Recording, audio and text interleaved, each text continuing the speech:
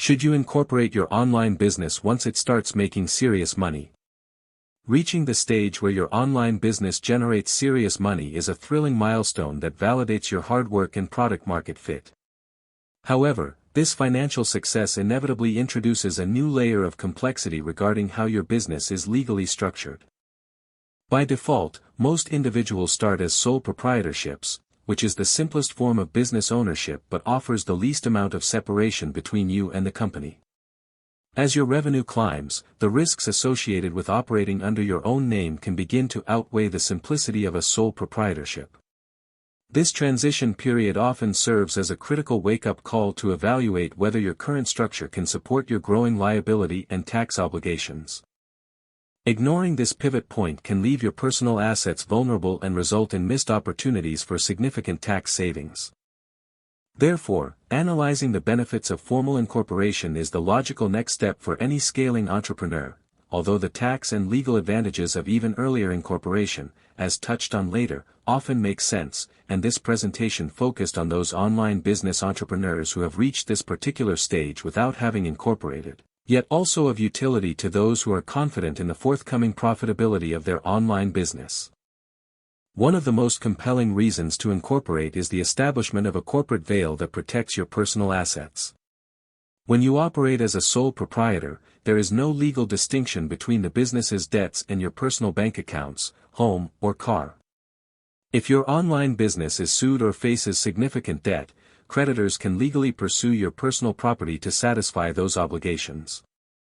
Incorporating as an LLC, limited liability company, or a corporation creates a distinct legal entity that owns the business assets and incurs the liabilities.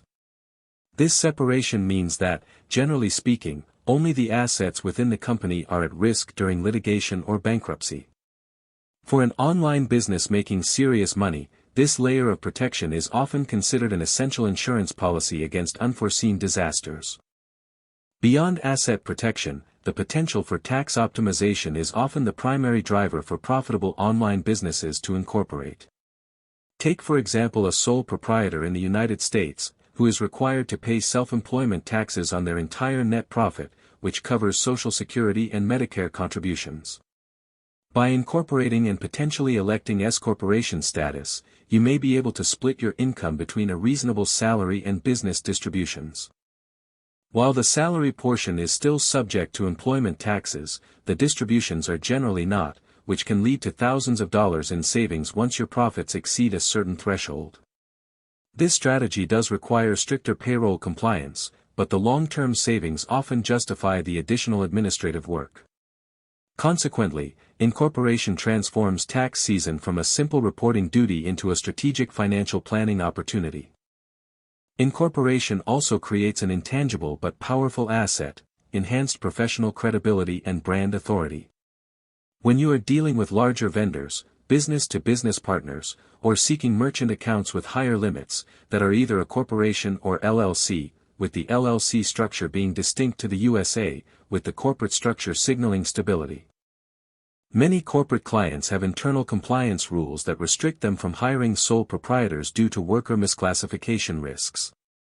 Furthermore, formalizing your business structure demonstrates that you are committed to the long-term success of the enterprise, rather than treating it as a casual side hustle.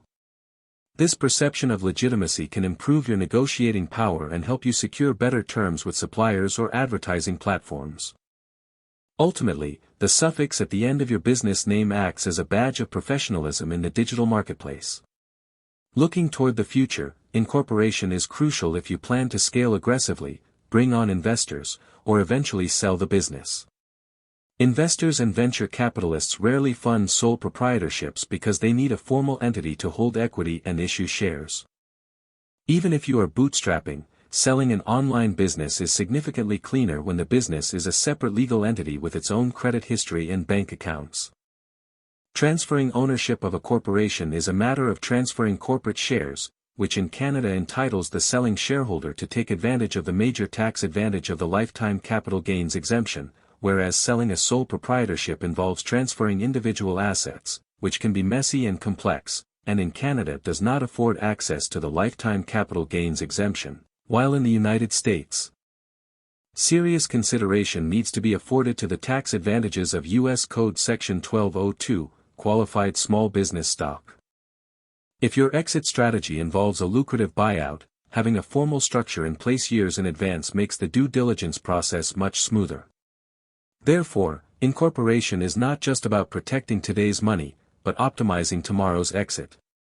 However, it is important to acknowledge that incorporation comes with increased administrative burdens and ongoing costs.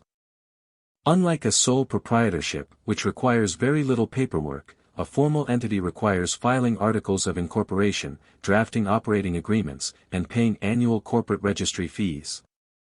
You will also face more rigorous record-keeping requirements, such as maintaining separate business bank accounts and holding annual meetings. Depending on your state, you may also be subject to franchise taxes or other corporate levies that exist regardless of whether you made a profit that year. These costs and hours spent on compliance must be weighed against the tax savings and liability protection to ensure the move makes financial sense. For some, the added red tape acts as a distraction from the core revenue-generating activities of the business. Although there are many professional commentators who would place a rough number on when you should seriously consider incorporating one's business, so as to offset the costs of forming and maintaining the corporate entity, these assessments are largely based on pure accounting rationalizations. When one actually assesses the interwoven legal elements, together with jurisdiction-specific aspects, such as Canada's lifetime capital gains exemption or the United States qualified small business stock tax benefits, early incorporation tends to have many significant advantages, with one making serious money being a critical point of business inflection if it is not yet incorporated.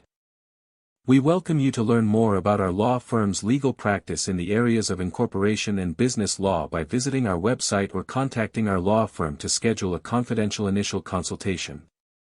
Thank you.